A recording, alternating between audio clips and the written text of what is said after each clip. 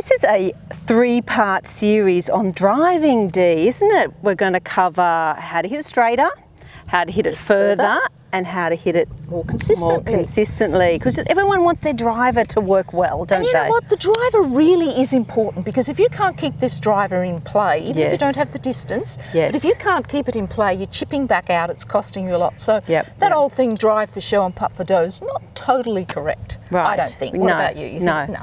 No, but it is a big part of the game, and I think it helps your confidence a lot, don't you? And you it's fun. Yeah, exactly. It's a fun part of the game. You can get that driver down the middle consistently and as far as you potentially can hit it. I think that's the goal, isn't it? Absolutely.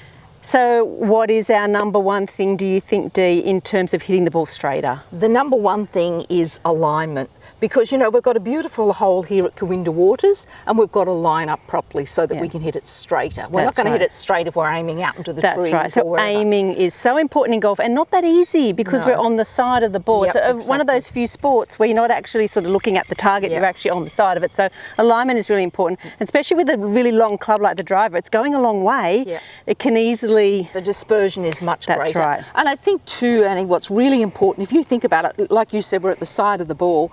So if we're lined up, our arms always kind of want to swing in unison with our body. So the problem is, if we've lined up incorrectly, we're going to hit it out there and straight into the trees.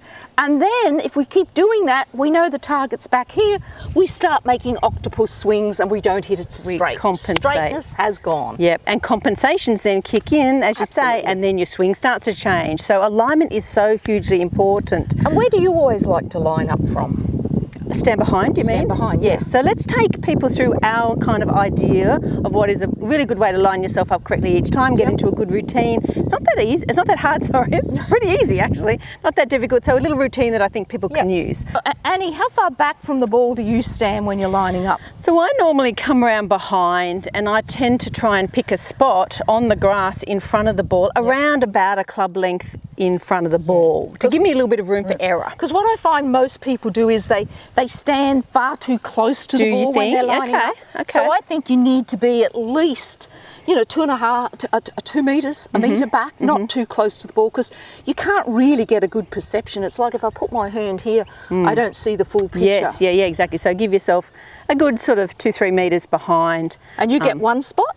I do, personally. I know everyone's different on that. So what do you do, Dee? I actually get 2. Like you can see, I've got a line out here. I actually see a line. I don't see one spot, I see a line. I've always done that, but everyone's... So how do you go from seeing the line on the ground to coming around? Obviously, because you can't have that stick there. No. So how do you go from seeing a line to coming around and then visualising it here? I've actually got a spot here, a spot here. So I've got 2 spots. Okay. You know, so make it a bit more complicated. It's just what I've done. If you can't find 2 spots, just go 1. Better than none. Yeah, exactly. And a spot might be a little twig, a little dark patch on the grass, a little, you know, a little divot or something, little old bit of grass, whatever it might be. So we're then coming around, Dee, aren't we? We're going to take our club face, we're going to line it up at whatever spot we've chosen. So you can see Annie is lining a club face up at this spot here. She's not having the club face closed or anything like that. That's right. Just lining it up. This line across the top is at right angles to the spot we've chosen. And you put club face first, don't you? Absolutely. Always club face first. Great point. We put our club face in first. So we don't line our feet up and then put our club face down. We put our club face down first, and every pro you see will do that. And then we try and line our feet, hips and shoulders all up parallel to this line that we've created. So your feet, Annie, would never be lined up to the target. That's Your body's never going to line up to the target. My feet are always a little bit left, because if I try and line my feet up at the target, that pushes me out. Which is what some people do on purpose. Exactly. Which makes it, you know, we say, what are you doing? And they go, I thought I had to line up at the target. That's right. And people think if I line my feet up to the target, I'm going to be lined up, but it actually pushes you out. This is for right-handers, obviously. Obviously, it pushes you out to the right, then you get into those compensations that we talked about. So this is the number one thing. Get your alignment right to start with, to hit it straight.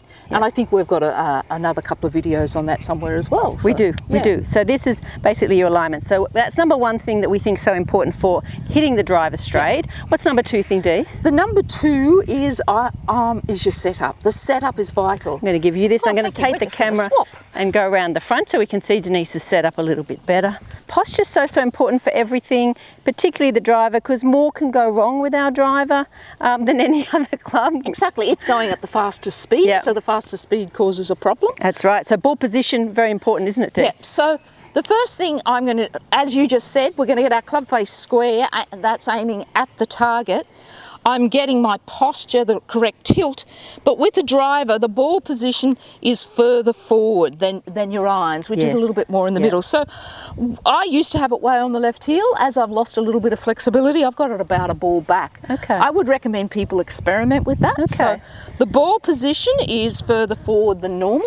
Than like other clubs. Yeah, the stance is a little wider. Yep. Gives you a bit more balance because you've got a bit more turn, bigger motion, bigger club, bit more balance needed. I like to have my left foot turned out a little bit, but I do that with all clubs, but it does help you get through the ball a lot better. Yeah. So the other really important thing with the posture is ball position, but it's also, we know we've got forward tilt, but with the driver, you want to have some side tilt. Some people say it's like an aeroplane, but what happens is you've got to have a little bit more tilt this way because your club head is going to be on its way up when it hits the ball.